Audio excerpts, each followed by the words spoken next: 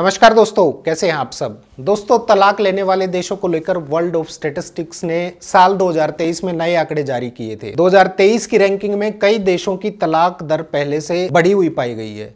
आंकड़े बताते हैं कि पुर्तगाल में सबसे ज्यादा तलाक होते हैं और वहां तलाक की दर 94% है। हालांकि इस लिस्ट में भारत की तलाक दर 1% ही बताई गई है, लेकिन ये आंकड़े मुझे नहीं लगते कि सही हैं, क्योंकि भारत में इस तरह का सर्वे कंडक्ट करना बेहद मुश्किल काम है और लोग छुपाते हैं ऐसी बातों को। बहुत कम लोग खुलकर बोलते हैं तलाक या शादी के बाद पति पत्नी के संबंधों को लेकर। खैर, दुनिया भर की तुलना में भारत की तलाक दर भले ही बेहद कम है, लेकिन इस बात से भी इनकार नहीं किया जा सकता कि देश भर में तलाक के आंकड़े बेहद तेज गति से बढ़ रहे हैं। यहाँ समझने वाली बात यह है कि भारत में शादी दो लोगों के बीच नहीं बल्कि दो परिवारों के बीच होती है, और जब तलाक होता है तब भी पति पत्नी के साथ दो परिवार अलग होते हैं, और अगर बच्चे होते हैं तो उनके मन पर भी इसका गहरा प्रभाव पड़ता है। हमारे देश में प्यार, नफरत, विवाह और दूसरी शादी जैसी समस्या को सामाजिक स्तर पर सुलझा लिया जाता है। हालांकि ऐसे सामाजिक निर्णयों का कई बार बेहद खतरनाक अंजाम भी देखने को मिलता है। कुल मिलाकर ऐसे में तलाक की बढ़ती संख्या की वजह क्या हो सकती है, इसे कैसे रोका जा सकता है, घूम फिरकर ऐसे ही प्रश्न सामने आते हैं। साल 1950 के दशक में संसद में हिंदू कोड बिल पारित हुआ था, जिसमें महिलाओं को संपत्ति का अधिकार दिया गया था, बहु विवाह जैसी प्रथा पर रोक लगाई गई थी और तलाक मांगने का अधिकार भी दे दिया गया था। इसके बाद 1976 में इस कानून में संशोधन किया गया और पति पत्नी के बीच सहमति से तलाक की अनुमति भी दे दी गई। दोस्तों, समय के साथ साथ हमारे सोशल सिस्टम में कई बड़े बदलाव आए हैं। एक तरह से जहां परंपरागत संयुक्त परिवार टूटने लगे हैं, वहीं दूसरी तरफ महिलाओं को घर से निकलकर काम करने की आजादी मिल रही है। समय के साथ बदलाव हुआ और कुछ महिलाएं काम पर जाने लगी और कुछ ने अपना बिजनेस शुरू कर लिया, और इस तरह महिलाएं आर्थिक सशक्त हो रही है। ऐसे में अब महिलाएं आर्थिक सुरक्षा के लिए पति पर बहुत ज्यादा निर्भर नहीं रहती। वहीं पति भी पहले जैसी पुरुषवादी सोच के नहीं रहे, वो भी महिलाओं के साथ घर के काम में हाथ बटाने लगे हैं। लिंग भेद से जुड़े मामलों में काफी बदलाव आया है। दोस्तों, पति और पत्नी के रिश्ते को संभालने की जिम्मेदारी जितनी पत्नी की होती है उतनी ही पति की भी होती है, और जब तक दोनों मिलकर इस जिम्मेदारी को नहीं निभाएंगे तब तक ये रिश्ता आगे नहीं बढ़ सकता। अगर सबसे ज्यादा तलाक होने वाले स्टेट्स पर नजर डालें तो महाराष्ट्र ऐसा राज्य है जिसमें सबसे ज्यादा तलाक हुए हैं।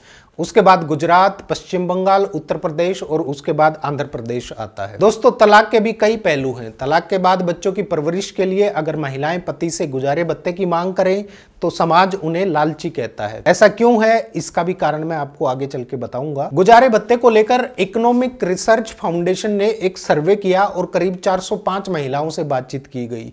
ध्यान रखिए, केवल 405 महिलाओं का जिक्र है इस सर्वे रिपोर्ट में, जिसमें 86% मामलों में तलाक के बाद बच्चे मां के साथ रहते हैं। 1.7% महिलाएं 35,000 रुपए से ज्यादा कमा पाती हैं। 42% के पास कोई नौकरी नहीं थी, इसलिए उन्होंने गुजारे भत्ते की मांग की। और सर्वे में यह भी कहा गया कि ज्यादातर मामलों में एलिमनी या तो नाम मात्र की मिली या फिर मिली ही नहीं है। अब यहां प्रश्न यह भी उठता है कि देश में लाखों तलाकों के मामले पेंडिंग पड़े हैं। क्या इकोनॉमिक रिसर्च फाउंडेशन को केवल 405 महिलाएं मिली हैं? क्या इस रिसर्च में फॉल्स डोरी केसेस को ध्यान में नहीं रखा गया? क्या इस सर्वे में उन पुरुषों को शामिल नहीं करना चाहिए था जो बिना पत्नी के अकेले बच्चों का पालन पोषण कर रहे हैं, और पैदा करने वाली महिलाओं ने बच्चों के बजाय पैसे को चुना? क्या इस सर्वे में इन 405 महिलाओं की एजुकेशन कितनी है, ये जानने की कोशिश की गई थी? अब जब पति और पत्नी दोनों की ही बात हो रही है तो पीड़ित केवल महिला ही क्यों, कुछ पुरुष भी तो हो सकते हैं ना। भले ही 405 के बजाय 40 हो, लेकिन जिक्र तो पुरुषों का भी होना चाहिए ना।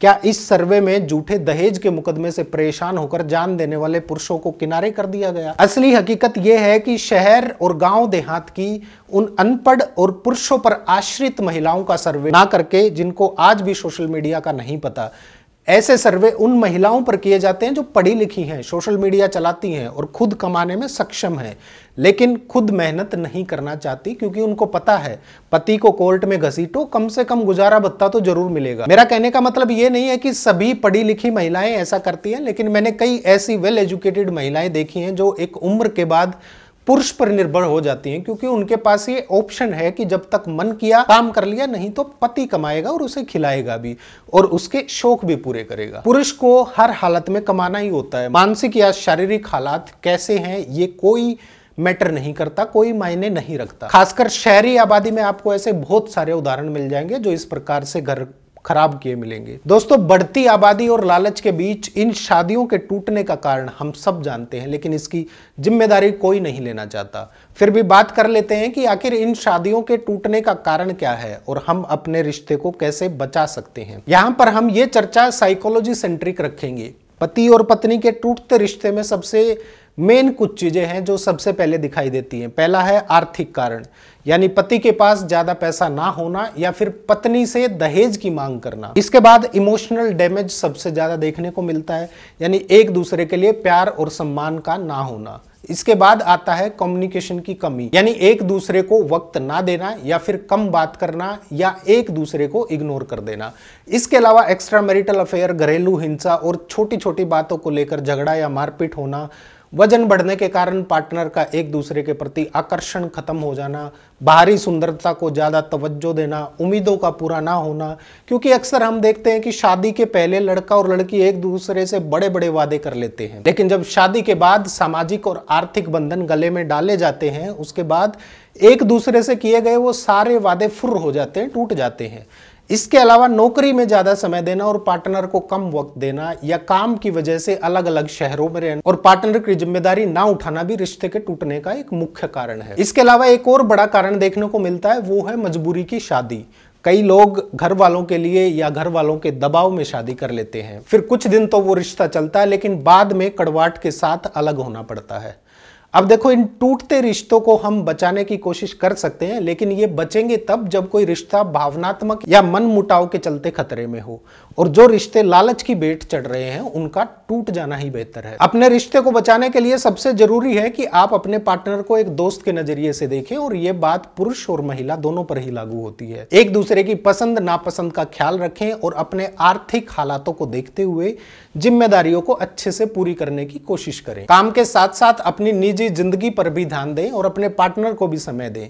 किसी भी झगड़े को इतना ना बढ़ाएं कि बात मारपीट तक पहुंच जाए। गलती चाहे कितनी भी बड़ी हो, माफ करके सुधारी जा सकती है, लेकिन रिश्ता टूटने के बाद लाइफ आसान नहीं रहती, ये बात ध्यान में रखिए। जरूरत पड़े तो एक दूसरे के लिए खुद को थोड़ा सा बदल लीजिए। बढ़ते वजन और ढलती उम्र की वजह से रिश्ता मत तोड़िए, क्योंकि एक दिन सबको इस स्टेज से गुजरना है। इसके अलावा कोशिश करिए हफ्ते 10-15 दिन में अपने पार्टनर के साथ थोड़ी आउटिंग जरूर करें। एक दूसरे का सम्मान करिए और अपने पार्टनर को दोस्तों और रिश्तेदारों से सम्मान पूर्वक मिलवाइए। दोस्तों, हम सब जानते हैं कि कोरोना काल के दौरान जब लॉकडाउन लगा था, तब से भारत में पति और पत्नी के रिश्ते पहले के मुकाबले ज्यादा टूटे हैं, क्योंकि 24 घंटे एक साथ रहना, आर्थिक परेशानी और एक ही जगह पर कैद रहने के कारण डिप्रेशन और एंग्जाइटी की वजह से झगड़े बढ़े और रिश्तों में तकरार आ गई। ऐसे में तलाक को लेकर कई अलग अलग सर्वे भी हुए और सामने आया कि पुरुषों के मुकाबले तलाकशुदा और पति से अलग रहने वाली महिलाओं की संख्या ज्यादा थी। लंदन की किंगस्टन यूनिवर्सिटी में एक रिसर्च के मुताबिक तलाक लेने के 5 साल बाद पुरुषों की तुलना में महिलाएं ज्यादा खुश पाई गई। इतना ही नहीं, सर्वे में यह भी पाया गया कि आर्थिक रूप से कमजोर महिलाएं भी तलाक के बाद खुश थी, क्योंकि तलाक के बाद उन्हें खुलकर जीने का मौका मिला था। लेकिन यह सर्वे लंदन यूनिवर्सिटी का था। दोस्तों, तलाक को लेकर अलग अलग देशों में अलग अलग नियम है।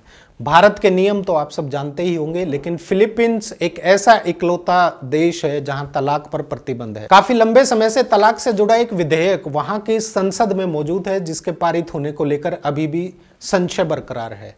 मौजूदा कानून के मुताबिक अगर कोई व्यक्ति किसी विदेशी से तलाक लेता है तो वो दोबारा शादी कर सकता है, लेकिन अगर कोई देसी जोड़ा, उसी देश का नागरिक जो है वो जोड़ा देश के बाहर तलाक लेता है, तब भी उसे शादीशुदा ही माना जाएगा। वहीं जापान में अधिकतर तलाक सीधे सीधे होते हैं। जापान में शादीशुदा जोड़ों को बिना अदालत जाए एक पेज के फॉर्म पर दस्तखत कर तलाक मिल जाता है। लेकिन जापान के कानून में बच्चों की कस्टडी से जुड़ा कोई भी प्रावधान नहीं है। इसके अलावा जापान में औरत को अगली शादी के लिए तलाक के 6 महीने बाद तक इंतजार करना पड़ता है, लेकिन पुरुषों पर ऐसा कोई प्रतिबंध नहीं है। ऐसे में भारत के तलाक से संबंधित कानून को ध्यान में रखते हुए आप लोग बताइए कि इन दूसरे देशों की तुलना करते हैं अगर, तो आप लोगों को क्या लगता है कि खाली कानून के भरोसे इन तलाक की जो महामारी आई हुई है इसको रोका जा सकता है, या आप लोगों को क्या लगता है कि इसका बेहतर सॉल्यूशन क्या हो सकता है? एक परिवार को टूटने से बचाने के लिए, एक पति पत्नी के रिश्ते को जोड़े रखने के लिए कौन से उपाय ऐसे कारगर साबित हो सकते हैं जो ऐसे रिश्तों को बेहतर करने का काम करें? नीचे कमेंट करके जरूर बताइए।